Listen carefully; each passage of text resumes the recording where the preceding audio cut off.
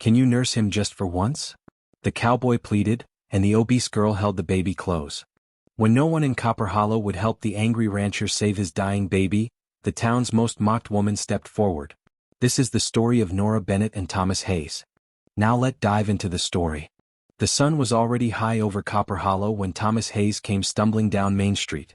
Saturday market day, the busiest morning of the week. Vendors shouting prices, wagons creaking, children running, women gossiping over bolts of cloth and jars of honey. The air smelled of dust, bread, and horse sweat. Then the shouting stopped. Every sound seemed to choke and fade as people turned to look at him.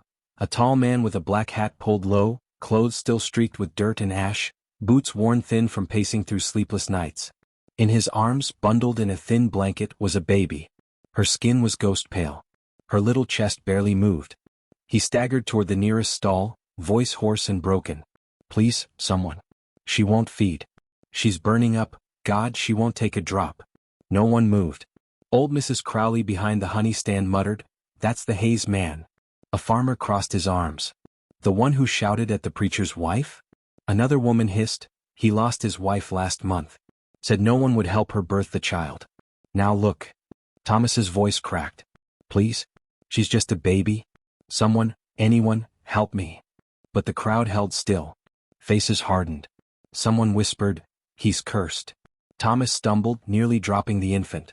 He caught her close, pressing her to his chest, desperate, wild-eyed. Don't you die on me now, Rosie, he whispered. Don't you leave me like your ma did. He turned in circles, begging, furious, despairing. You call yourselves God-fearing folks? His voice boomed through the still air. You let a child die because you hate her father? And still silence. Heads turned away. The preacher himself lowered his eyes. Thomas took a shaky step toward his horse. Fine, he muttered.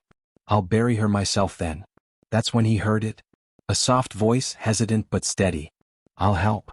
The crowd shifted, parting slightly. She stood near the back, Nora Bennett, the butcher's widow. A big woman with kind brown eyes and an apron too small for her frame, hands dusted with flour. Her cheeks were pink from the heat, her hair escaping its braid. Someone snorted. Oh Lord, the fat widow thinks she can save a dying baby now. Laughter followed, cruel and thin. Thomas turned toward her, disbelief and anger mixing in his face. You, he rasped. No offense, ma'am, but I need someone who knows what they're doing. Her chin lifted slightly. I do, she said. I lost 2 little ones myself. I know what hunger looks like.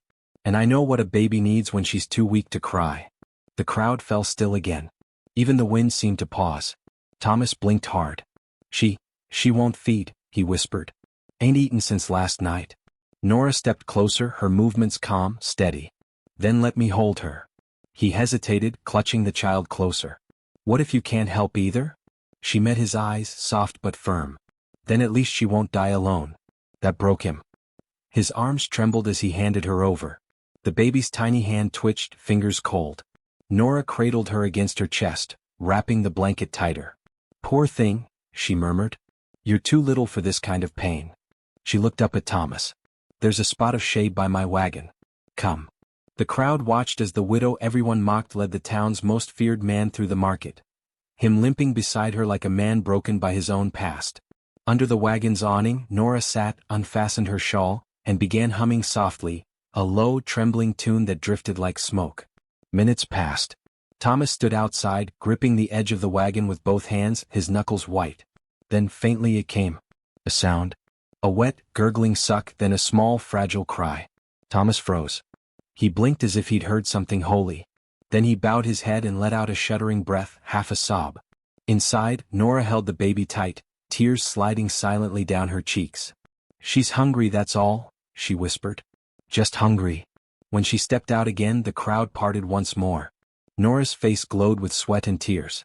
The baby, tiny Rosie, was awake, weak but breathing. She'll need care, Nora said quietly. Warmth. Time. Thomas sank to his knees in the dust. I don't know how to thank you. Nora smiled faintly. Then don't. Just don't let her go hungry again. As he looked up at her, the crowd began to scatter, muttering, shaking heads, pretending they hadn't just watched a miracle. But Thomas saw no one else. He saw the woman who'd done what no one dared. The woman who had reached out when the whole town turned away. And in that moment, The angry rancher's heart cracked open just enough for hope to slip in. The sound of that baby's cry rolled through Copper Hollow like thunder over dry land. Women froze mid-step. The preacher, who'd turned away moments ago, lowered his head in shame. And Thomas Hayes, kneeling in the dust, pressed a trembling hand over his face. He had thought he'd never hear that sound again. Inside Nora Bennett's wagon, the air smelled faintly of milk and lavender soap. The tiny baby rested against Nora's chest, breathing weakly but steady now, her lips pinking up, her fingers curling in the widow's apron. Nora kept humming softly. She wasn't sure why, perhaps because it kept her from shaking. She'd seen too many small graves. She'd lost her own children before they ever reached 3 months. That kind of loss never leaves a woman's bones. But this one she could save. When she stepped outside, the whole market was still watching. Thomas stood there, hat in hand, eyes glistening in the sunlight. "She's alive?" he whispered. Nora nodded, smiling softly. "Alive. And hungry." He took a shaky step forward, voice cracking. I thought she was gone." "Babies are stronger than we think," Nora said gently. "They just need someone to fight for them." Thomas swallowed hard, unable to speak. His rough hands twitched at his sides, as if unsure whether to reach for the baby or fall to his knees again.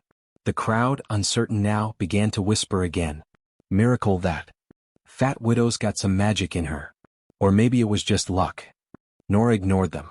She focused only on the baby's fluttering eyes and the hollow look in Thomas's face, the look of a man who'd carried grief too long. She lifted the baby toward him carefully. "She'll need feeding regular," she said. "And warmth. And patience."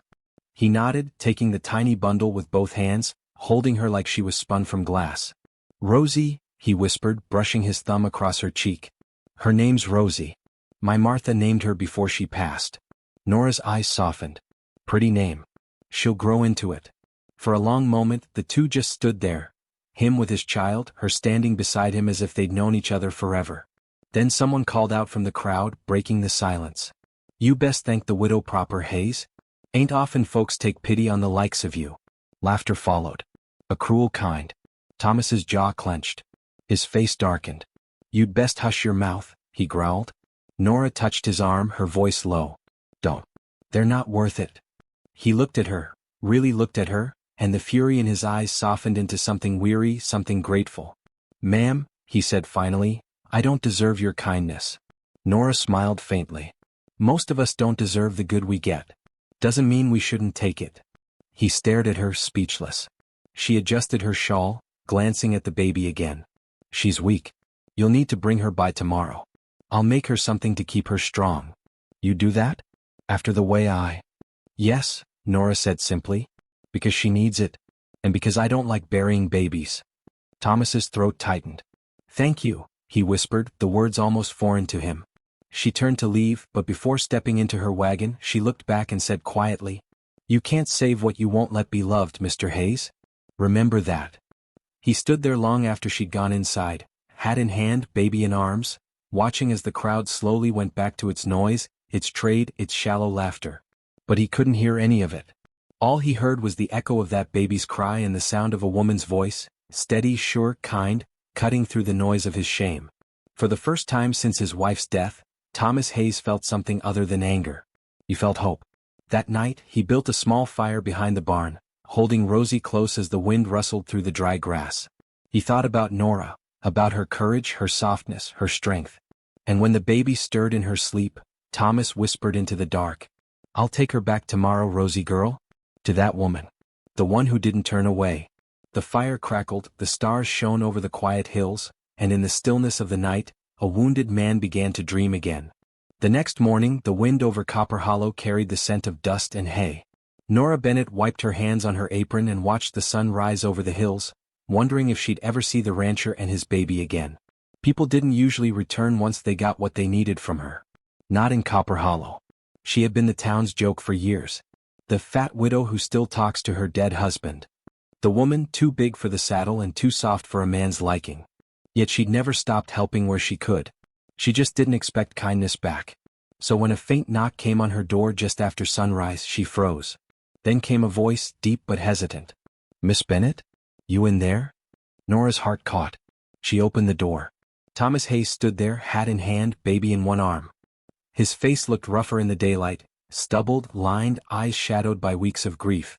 "Didn't think you'd come back," she said softly. "I almost didn't," he admitted. "But she's better this morning. Slept through the night for the first time." Nora smiled. "That's good. Let me see her." He handed the baby over like something holy, his hands shaking just a little. Rosie's cheeks were pink now. Her eyes fluttered open and closed, content. "She's strong," Nora said. "Like her pa." Thomas looked down, ashamed. "Her pa's a fool who can't even keep milk in the house." "Her pa's a man who's been through hell," Nora said simply. "And hell takes time to walk out of." They stood quiet for a while, the morning light spilling across them. Then Thomas cleared his throat. "Miss Bennett, my ranch has gone to ruin. My hired hands quit. My fences are down. I can't pay you for what you did, but maybe you'd consider helping me. I'll give you a room, food, whatever I've got left." Nora blinked. "You want me to work your ranch?" He nodded, almost embarrassed. "I don't know much about babies or people, but you saved my girl. And I—" He stopped, searching for words. "I can't do this alone anymore." Nora thought of the market, of the people's whispers, of how they'd turned away when he begged.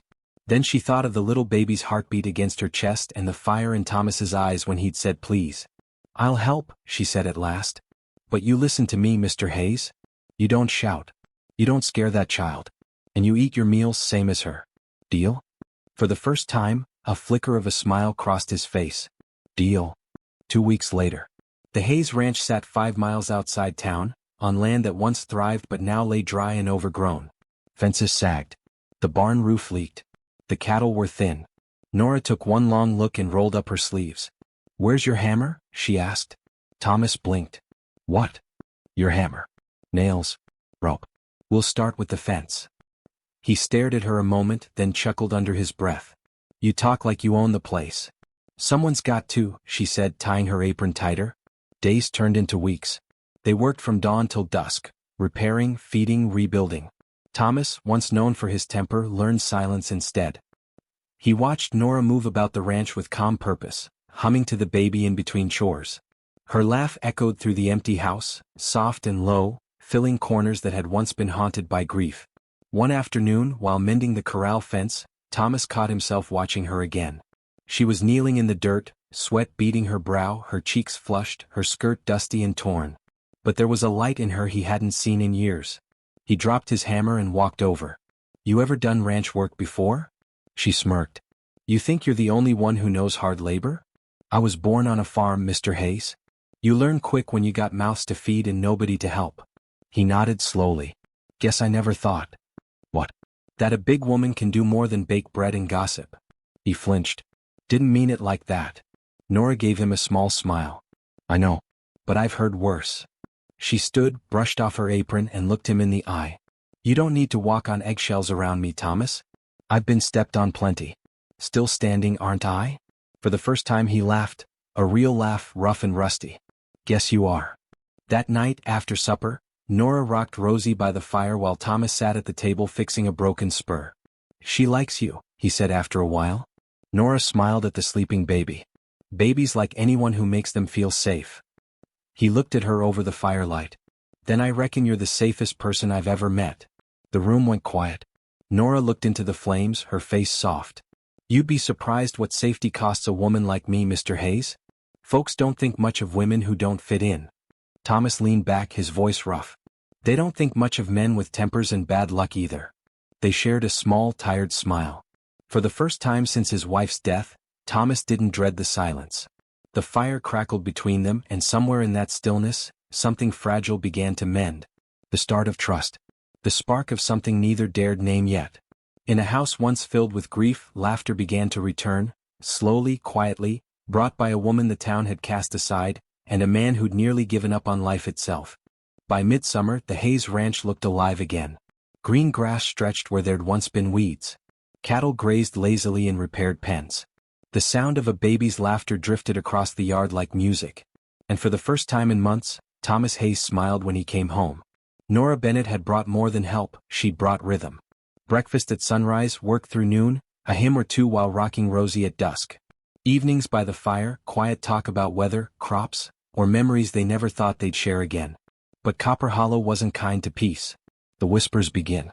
The first whispers came through the mercantile. A ranch hand named Billy Crane leaned across the counter, muttering loud enough for others to hear. "Fat widow's living with the Hayes man now. Bet she's cooking more than supper out there." The store clerk snickered. "Guess desperate men ain't too picky, huh?" By the time the preacher's wife heard it, the tale had grown. Nora Bennett has moved in with the widower Hayes, and there's a child, though whose child no one quite knows. It spread like wildfire. At church. At the feed mill. In the saloon. Each telling cut a little deeper. When Nora came into town for flour one morning, the laughter followed her down the street. A group of women pretended not to see her. One whispered just loud enough, "Bless her heart. A woman like that living in sin. Pitiful." Nora didn't flinch. She just paid for her flour and walked home in silence. But that evening, while stirring stew over the fire, Thomas noticed her hands trembling. "You all right?" he asked. She nodded, forcing a smile. "Fine." But he knew that tone. The same one his wife used to use when she was anything but fine. The church picnic. A week later came the annual church picnic, a big event in Copper Hollow. Nora didn't plan to go, but the preacher's wife stopped by the ranch with a polite, tight smile. "Mr. Hayes," she said sweetly, "we'd love for you to bring your little girl this year. Miss Bennett too, of course. The good Lord welcomes all." Thomas should have seen the trap. But he wanted to believe Copper Hollow was changing. So he said yes. That Sunday they rode into town together, Thomas, Nora, and baby Rosie. People smiled politely, but whispers trailed behind them like dust. "Look at that," someone muttered. "She don't even try to hide it. Guess he couldn't find a proper woman. She's twice his size and half his sense." Thomas's hand curled into a fist. When one of the ranch hands laughed loud enough for Rosie to start crying, something in him snapped. He turned, eyes blazing. "Say that again." The man grinned. "Just said you've got yourself a real fine catch, Hayes." Before anyone could blink, Thomas lunged. He slammed the man against the water trough, water splashing across the crowd. "You talk about her again and I'll bury you under this churchyard," he snarled. Gas. Shouts. The preacher yelling, "Thomas, enough." Then Nora's voice, steady, calm, cutting through the chaos. "Thomas, let him go." He froze. Her hand rested lightly on his arm. Her eyes were firm, not frightened. "You're giving them exactly what they want," she whispered. "Don't." Slowly he stepped back. The man stumbled away, soaked and pale. The preacher's wife rushed to scoop up her tablecloths, muttering about bad influences. The picnic broke up early. Aftermath. The ride home was silent. Rosie slept between them in the wagon, the rattle of wheels filling the air. When they reached the ranch, Thomas stopped the horses and turned to Nora. "I'm sorry," he said quietly. "They shouldn't talk that way about you." Nora sighed, staring out at the fading sun. "People talk, Thomas. Always will. But it ain't right," he growled. "You saved my child, fixed my home, gave me a reason to keep living, and they treat you like filth." She turned to him, eyes glistening but strong. "Let them. They only see what they're afraid of, someone who doesn't need their approval." Thomas looked at her, admiration and guilt fighting in his chest. "I shouldn't have lost my temper," he said finally. "You're a man," she said softly. "You fight with your fists. I fight with patience." He chuckled bitterly. "Patience don't stop bullets." "No," she said, "but it keeps a woman from shooting first." They shared a quiet laugh then, both exhausted. That night, after putting Rosie to bed, Nora sat by the fire alone. The words from town echoed in her head. Fat widow living in sin, no better than she ought to be. She pressed a hand to her chest and whispered a prayer. "Lord, if this is where you mean me to stay, give me the strength to keep standing." Behind her, Thomas appeared in the doorway, watching her silently. He'd come to apologize again, but when he saw her bowed head, her trembling shoulders, he didn't say a word. Instead, he walked over, took off his hat, and knelt beside her. His voice was rough, low. "Nora, if you leave this ranch, I ain't sure I'll make it through another day." Her breath hitched. She looked up at him, tears catching the firelight. "I ain't leaving, Thomas," she whispered. "But you've got to learn. Love ain't something you defend with your fists. It's something you prove by staying." He nodded slowly, unable to speak. And as the fire flickered between them, something unspoken settled into place. Not romance, not yet, but something stronger. A promise. In Copper Hollow they whispered lies. But out on the Hayes Ranch, two wounded souls began to build something no rumor could destroy. A life stitched together from courage, loss, and quiet love. The air turned heavy by late August, thick with dust and the smell of storms that never came. The land crackled under the sun, grass dried to straw, cattle restless and gaunt. But worse than the weather, something unseen swept through Copper Hollow, a sickness the locals called the creek fever. It came with the flies taking babies first, then the weak, then anyone who'd spent too long breathing the river dust. Thomas had heard the stories. He just never thought it would touch his home. The first signs. It began one restless night. Rosie whimpered in her sleep, her small body hot as a coal. Nora rushed to her side, pressing a cool cloth against the child's forehead. Thomas woke to the sound of her whispering prayers. "What's wrong?" he asked, sitting up. "She's burning up," Nora said, her voice tight. "Skin's dry, pulses fast. It ain't just a chill." Thomas's heart dropped. He'd buried one child already. He wouldn't do it again. "Doctor," he said, grabbing his coat. "I'll get him." Turned away. The ride to town was long and hard. When Thomas reached the doctor's office, the door was barred. A sign was tacked to the front, "Out tending to quarantine families, no admittance." He pounded on the door anyway. "Doc, it's Hayes, my girl's burning up." From inside a voice called weakly, "Can't help you, Hayes. Not with that fever in your place. You bring it here, the whole town'll catch." Thomas kicked the door, his fists bleeding, but no one answered again. He rode to the mercantile, the church, even the sheriff's. Each man stepped back as he approached. Each woman turned away, clutching her children. "Stay home, Thomas," the preacher warned from his porch. "God's hand is on those he chooses. Don't fight it." By the time Thomas rode back, his face was streaked with dust and fury. Nora's fight. Inside the small cabin, Nora was working like a woman possessed. She'd boiled water, stripped the baby down to cool her body, mixed herbs from her old widow's chest, feverfew, willow bark, and peppermint. Her dress was soaked with sweat, her hair undone. When Thomas burst in, she didn't look up. "Did he come?" "No," Thomas growled. "No one's coming." For the first time since he'd known her, Nora's hands trembled. "Then it's just us," she said. "All right." She sat by the bed, holding Rosie close. "She's fighting. I can feel it. But we've got to help her." Thomas dropped to his knees beside them. "Tell me what to do." "Fetch more cool water. Tear one of your clean shirts for rags. We'll keep her temperature down." Hours passed. Then days. Rosie's cries grew faint, her small breaths shallow. Thomas never left her side. When he began to shake from exhaustion, Nora pressed his hand and said softly, "Don't lose her in your mind before the Lord's done with her. Hope's still breathing." The long night. That night, lightning flashed across the plains, but no rain came. Wind howled through the cracks of the cabin. The fever raged on. Thomas sat slumped in a chair, his face buried in his hands. Nora was still tending to the child, voice hoarse from hours of humming lullabies. At one point Rosie stopped breathing. Nora froze. "Thomas," she gasped. She's not." Thomas lunged forward, scooping his daughter into his arms. "Rosie. Come on, sweetheart, breathe." He rocked her, shaking, whispering, begging. Then, a gasp. A weak, broken cry.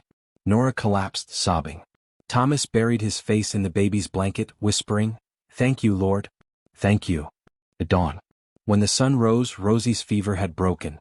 Her little chest rose and fell in steady rhythm.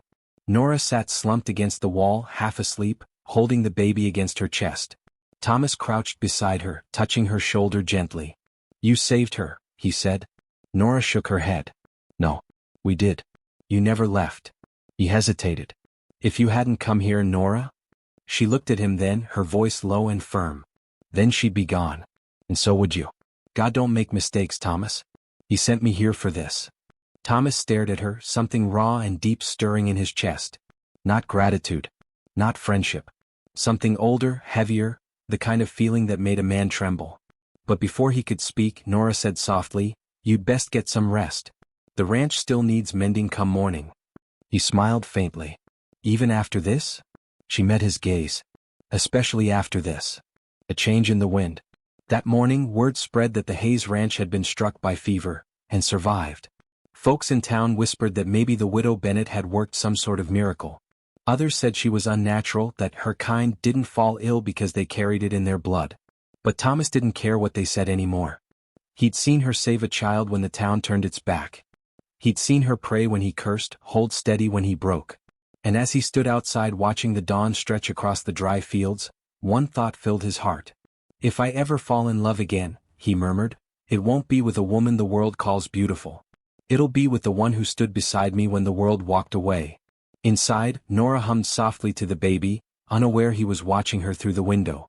The light caught her face, tired but peaceful, and for a fleeting moment, she looked almost radiant. That summer, Copper Hollow learned what mercy looked like, not from the church nor the doctor, but from a two-eyed widow and a broken cowboy who found grace in the ashes of fever and fear. The fever broke, but peace never came. By the first week of September, whispers had turned to poison. Copper Hollow was a small town with a long memory and a taste for gossip. They said Nora Bennett had bewitched Thomas Hayes. They said her unclean body had called down sickness. They said a man of his name should have known better than to take in a woman the Lord himself had punished with fat. Nora heard every word. She just kept her head down, her hands working. The market again. It started where it all began, the Saturday market. Nora had come to sell jars of blackberry jam and dried herbs, her wide frame wrapped in a brown shawl, her smile faint but kind. She didn't expect the stares to sting so much anymore. But that morning they did. The preacher's wife walked by with her basket and said loud enough for everyone to hear, "Imagine a woman like that raising another woman's child. Poor baby'll grow up thinking sin looks like charity." The laughter that followed cut deep. Nora tried to steady her breath. "Just words," she murmured to herself. "Just words." But when she turned to leave, she saw Thomas striding through the crowd. Hat low. Coat dusty. Eyes burning. He'd come for supplies, but the moment he saw what was happening, his step changed, slower, heavier. A man about to make a decision that would cost him everything. Confrontation. He stopped in front of the preacher's wife, his shadow falling across her basket. "Ma'am," he said, voice low and even, "you best mind the way you talk about the woman who saved my daughter's life." She blinked, scandalized. "Mr. Hayes, I only meant." "You meant to shame her," he said. "Same as the rest of you." The murmurs rose around them. "Thomas, you best calm down. She ain't worth ruining your name. Think of your little girl." Thomas turned slowly, scanning the crowd, faces he'd known for years, now tight with judgment and fear. "You all think you're God's right hand," he said, voice cracking through the square. "But when my Rosie was dying, not one of you lifted a finger. Not one." He looked toward Nora then, standing still, clutching her basket to her chest, eyes wide and wet. "But she did," he said. "The woman you call names, the one you mock. She didn't turn away." A silence fell. The kind that carries more weight than words. Thomas took his hat off, stepping closer to her. "You hear me, Nora? You ain't alone in this. Not anymore." Then, in front of everyone, the shopkeepers, the wives, the preacher himself, Thomas reached out and took her hand. Gasps broke out across the market. Someone muttered, "Lord, have mercy." But he didn't care. He held her hand like it was a vow. After the storm, they walked home together through the dusty street, Rosie asleep in Nora's arms. No one followed, but eyes burned into their backs. When they reached the ranch gate, Nora tried to pull her hand free. "Thomas, you shouldn't be done that." He stopped. "Shouldn't be done what?" "Tell the truth. They'll talk worse now. You've got a daughter to think of. A ranch. A name." He turned toward her, his face softening. "I had all that before, Nora. Didn't do me a lick of good when Martha died. Didn't save my child. Didn't give me peace." He stepped closer. "You did all that. You." Nora shook her head, trying to hide the tears. "You're just grateful. You don't owe me." He took her chin gently in his hand. "You think this is gratitude?" For a long moment, neither of them spoke. The wind moved through the tall grass, the sun sinking low, painting them both gold. Then he said, voice low and steady, "When the world turned its back, you came walking toward me. I ain't letting you walk away now. The town divides." By nightfall, the news had spread across Copper Hollow like wildfire. Some said Thomas had gone mad from grief. Others said Nora had snared him. The preacher's wife called it an unholy match. The blacksmith, wiping his hands on a rag, said, "About time someone told that town to shove its nose where it belongs." Lines were drawn. Friends stopped visiting the Hayes Ranch. But a precious few, began to see what Thomas saw. A woman who worked like 10 men, laughed easy, and loved deeper than most folks ever dared. And as the days rolled by, the Hayes Ranch began to bloom again. Fences mended, fields rich with early shoots, and a baby girl who finally slept through the night. A quiet night. One evening, after Rosie had drifted off, Nora stood on the porch, watching the lanterns flicker in the distance. Thomas stepped beside her. "Town's still talking," he said. "They'll always talk," Nora replied softly. "But talk can't hurt half as much as losing what's real." He nodded, glancing toward the crib through the window. "Then we'll just keep building what's real." She smiled faintly. "You really mean that?" Thomas's hand found hers again. "I ain't ever been more sure of anything." The stars came out above them, bright, defiant, unashamed.